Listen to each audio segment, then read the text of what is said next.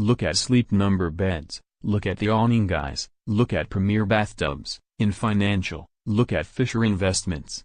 A week before we did this, there are full-page ads in USA Today by Fisher. They are often in Forbes and financial magazines, but, every once in a while, he broadens the scope, and so the full-page ads in USA Today.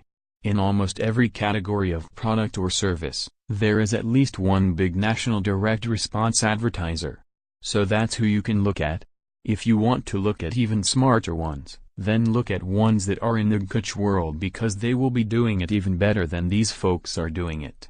But, if you click the dial tonight and watch a couple hours of television and you get off ABC, NBC, CBS and Fox and you get onto cable stations and onto local markets, you won't go an hour without seeing this kind of advertising. If you listen to syndicated radio, you won't go 30 minutes without hearing this kind of advertising.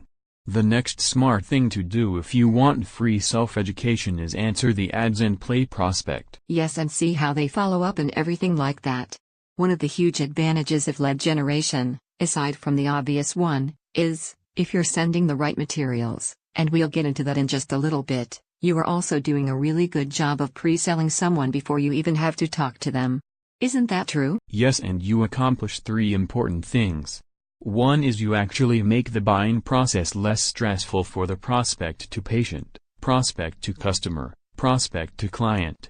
Our normal buying processes get you into our store, showroom, clinic or office as quickly after you raise your hand as is humanly possible, thereby you've had the least amount of information possible, and then we sort of brute force sell you.